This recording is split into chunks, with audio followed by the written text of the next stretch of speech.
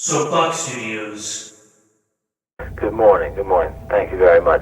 Mr. Hitchens, I have three direct questions, short questions for you, please. Do you feel that Israel has a right to exist within secure borders? Do you feel that the United States should intervene should Iran or Russia try to close the Straits of Hormuz?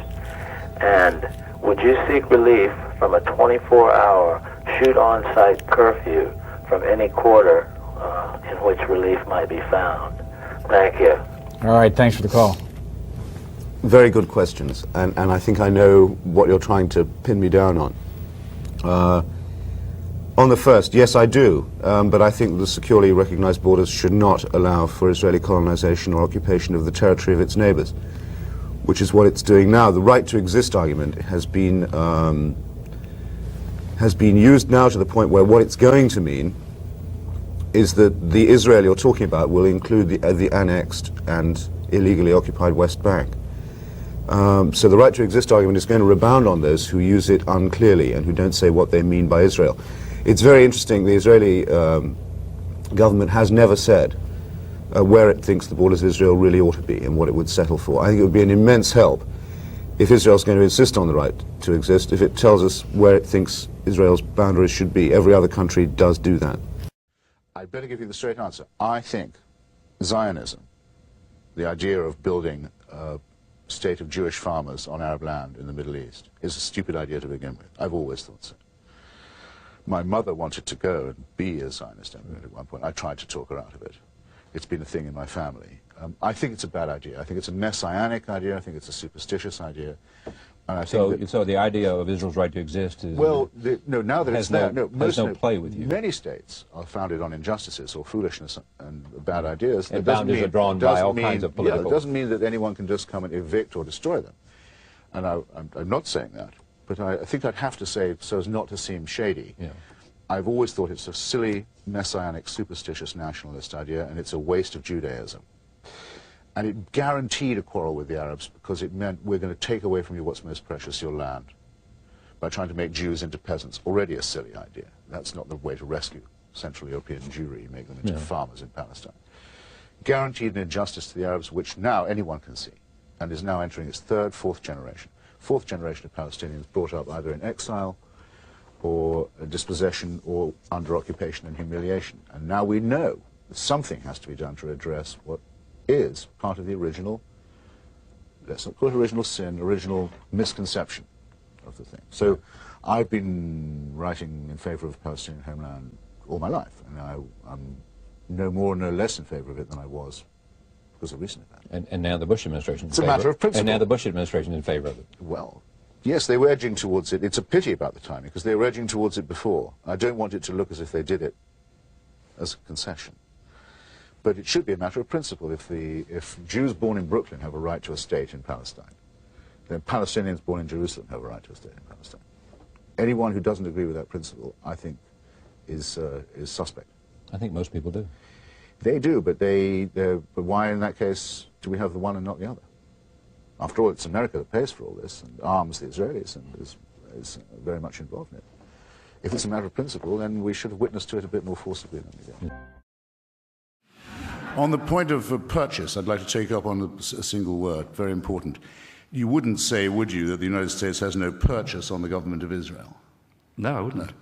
I mean, in other words, if the Israelis are going to continue to build settlements in an identifiable, just a single suburb of Jerusalem, where most of the Arab population can produce documents proving they've owned their homes since before the British Mandate, if American policy can't get them to stop building in that one identifiable suburb of Jerusalem, then there's no such thing as leverage or purchase.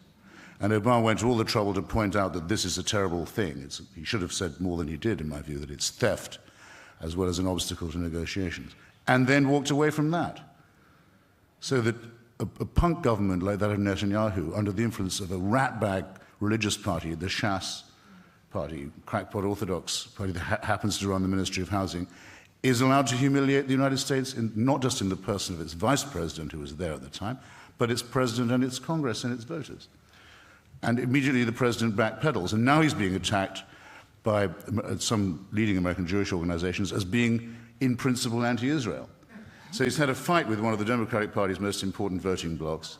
He's done nothing for the Palestinians, and he's made himself look like a jerk. This is not impressive. But when was American policy in the Middle East impressive? Well, actually, I'll give you an example. When George Bush Sr. Said to the Israelis, if you go on like this, I will ask Congress to suspend your loan guarantees, I thought that was extremely impressive. And so did everyone else in the Middle East, and it led to the nearest we've ever had to a proper peace conference. That was in Madrid. Bill Clinton chose to run that year from the right against Bush, saying that he thought Bush was being soft on Cuba, just like Kennedy. Thought Eisenhower and Nixon were being soft on communism in Cuba, and also from the right on Israel, saying if he was president, the Israelis would not be subjected to this kind of pressure. So the last time that there was an impressive American policy, it was a Republican administration, and it was undone by the hero of every liberal in this room. Good morning. Great. I like your type of argument. You basically have intellectual discussion instead of a screaming argument. I'm a libertarian, basically on the opposite side of the spectrum as you. But I wonder if you could clarify a couple things for me. I believe Palestine was the entire area covering Israel and Jordan. I wonder if you could tell me at what point the Palestinians went to Jordan, and I realized they were kicked out when they blew up some passenger jets or something. And are you familiar with that? Yes, I think more than you are, by the sound of it. I'm not sure, well, go ahead. Basically revolved around the Palestinians that were from Israel. I don't understand if there's 22 Arab states, why they have to take over Israel. Well, there are 49 American states. If someone told you couldn't, apart from the one you're sitting in, if someone told you actually we would rather have your bit of Los Angeles for ourselves, from now on, this will only be, you can only be a landholder or a householder here if you profess the, let's say, Muslim or Buddhist faith. Otherwise, get out. This bit's ours. You're happy to go to Colorado on that basis? I don't think so, and I think if you think about it, you wouldn't insult anyone else by treating them, their society or their country as disposable as that. The Palestinians do not feel that God gave the land to someone else and they therefore have to be flung out. And I completely agree with them. They've every right to resist that ridiculous proposal. Cape Cod, Massachusetts. Go ahead, please. Good morning. A question for Mr. Hitchens, please. You're going. You're on. Ask away. Do you believe it's healthy for the United States to be so much influenced by Israel? We are a large country. They are very small, but they have much influence in the media and especially in politics. Thanks.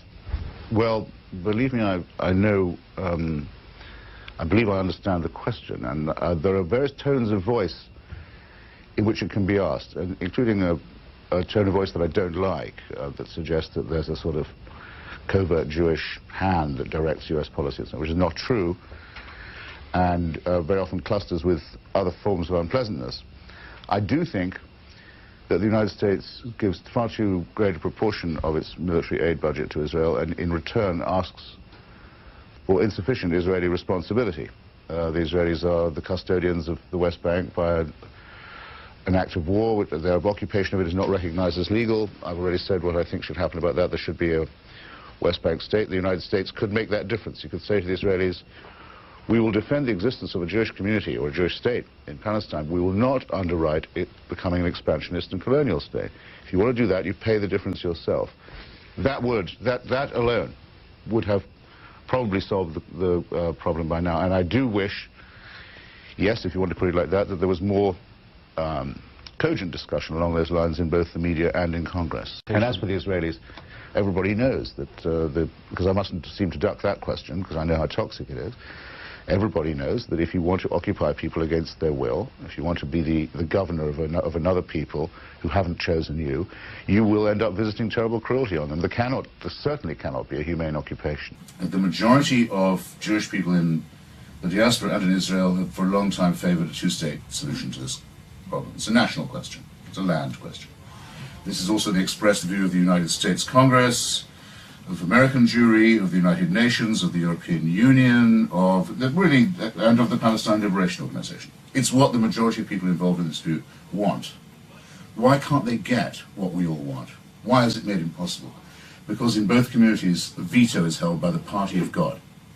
In the first case, by the Messianic settlers, who think that by establishing fait accompli by violence and stealing other people's land in the name of the Jewish people and in the name of God, they can help to bring on the Messiah. If only, they say, we could get all the Arabs out of this area and all the Jews in, gathered, then the Messiah would come, finally, after such a long, sweaty wait.